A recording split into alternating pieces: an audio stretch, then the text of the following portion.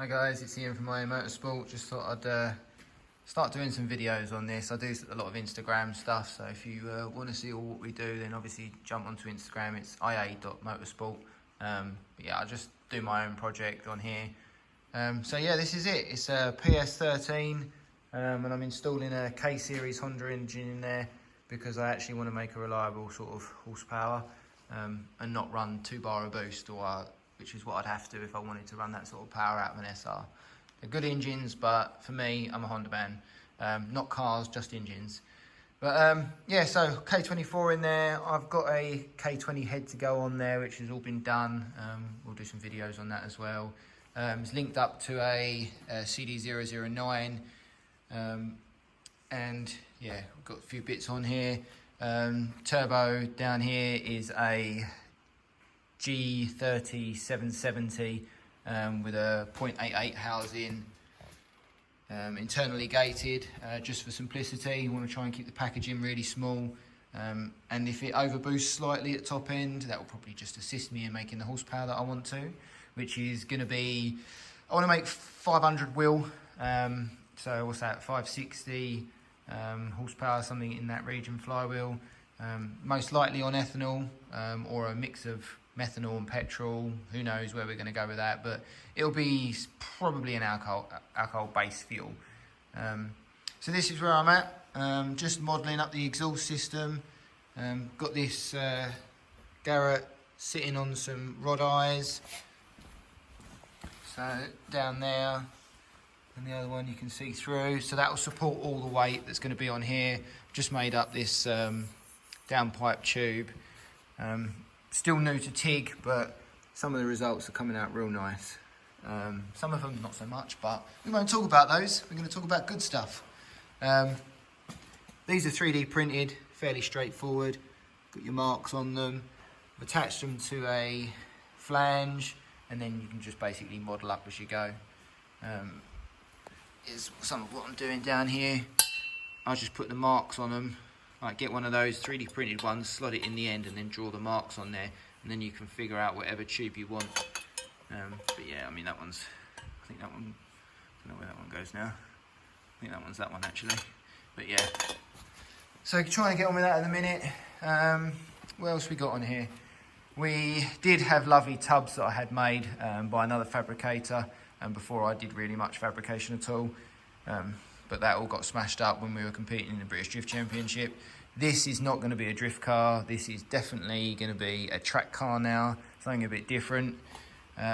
Still got the old Driftworks lock kit on there, but now this is all tubes. We've got 1-inch tube up here. It's all roll cage grade, and then yeah, got the roll cage tubes come down.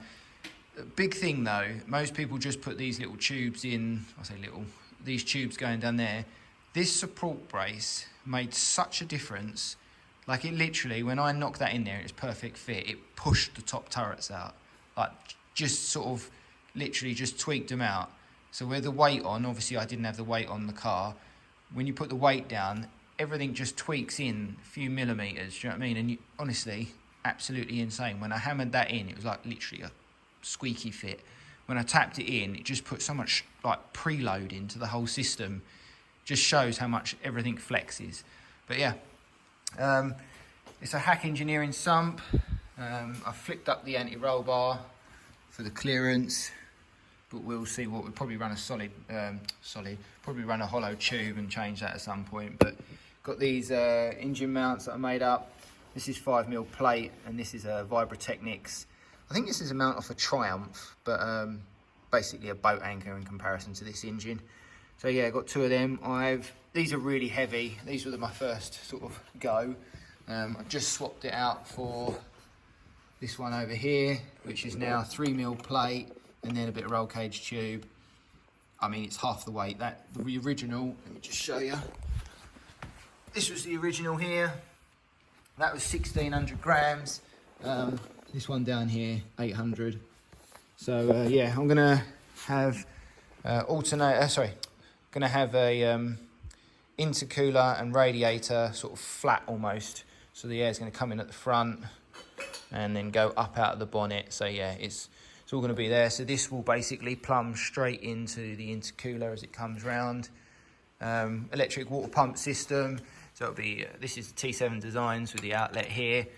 Run an electric water pump, all good. Probably pulse width modulated, we'll see which ones come out of it. I haven't purchased that yet. And this is upside down. This does say Skunk 2 just under there, but obviously I'm running it forwards. But yeah, so we've still got to get suspension, loads of stuff, but the rest of the car is pretty complete. I can't really show you, it's undercover, but we'll get you around to all that, we will. I've taken out the servo because we're going to run manual brakes on it. But yeah, so the exhaust manifold's what we're doing currently. This is all going to be 1.5 mil, 1.5 inch as well, tubing. So a lot of people want the Schedule 10 stuff, and I've done a few Schedule 10 bits, not on this, on other projects, but it is over double the weight. So if weight's a concern, then I am definitely going to be sticking with this 1.5 mil stuff, which is down here. So it's 1.5 inch and 1.5 mil roughly, which gives an idea of 35 millimeters. But people say it's going to be a restriction because it's 1.5 inch, which is tiny, obviously. But let's just have a look at the maths. So, because I did it a little while ago, piece of paper's still here. So 35 mil ID, which is half of that is 17.5 pi r squared. I just put 1.57 millimeters, which is obviously 17.5 mil. But it works out at 9.62 centimeters per tube, which is 38.48 centimeters squared. So that's the total area of the circle. And then 56, which is the turbo inlet. So it's 2.8, 24.6. So this is where the restriction will be. It won't be in the tube work itself. It will be as it hits the turbo. It's massively oversized, the pipe work. So if it's all got to go down into this is where the restriction can be. I don't see this being a restriction. The only problem I see is it's going to crack because it's 304 stainless, and all stainless cracks at some point. That's why I've supported the turbo down here instead of having the turbo up here sitting on the manifold. Even when you put supports on it, I like the packaging of this. Going to have a nice collector, nice angles on the collector. But yeah, like I say, I did think about doing it in schedule. In fact, this is a schedule flange, so the schedule pipework fits perfectly in there. Bought it all, but then when I started looking at the weight, it was, like I say, crazy amounts extra. And I want to try and keep this thing as light as possible. So yeah, I don't think it's going to be an issue whatsoever. And if it is, I'll just make another one. I'm not the best welder in the world when it comes to TIG. So I don't really want to spend out for Inconel or is it 321 stainless, which is much better. Not that I can even find anywhere that sells it in this country, but not the bends anyway. I can get lots of straight pipes, and I am not doing pie cuts. That is not for me. So yeah, I've got these little, let's grab one. Got these little cones that basically are gonna go in the manifold, or that flange there.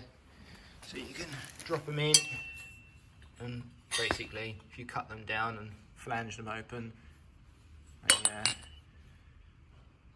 it's basically straight in 118.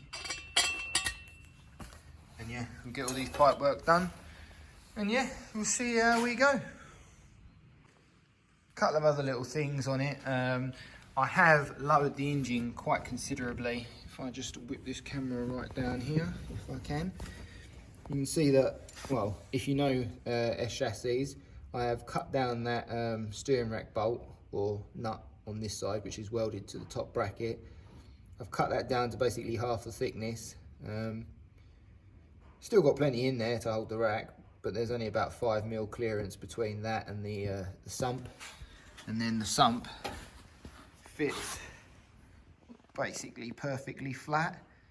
So when I sheet the underneath for aero, it won't be causing me an issue. So yeah, little bits, just trying to make it as good as possible, most cost-effective way. I've got loads of parts for the engine already. So yeah, cylinder heads in the office.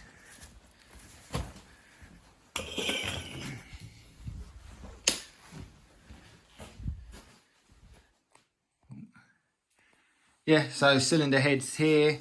I've had a lot of the machine work done now. It's just working out spring heights and things like that, which we will do.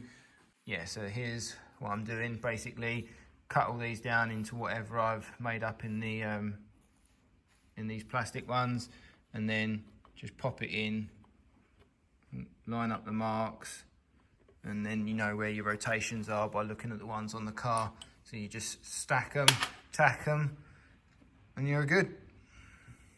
So that's where we're at with the K24 PS13. We will see. I'm actually trying to crack on with it. It's been a long time since I last touched it, and this year I've trying to dedicate some time to actually get on with it.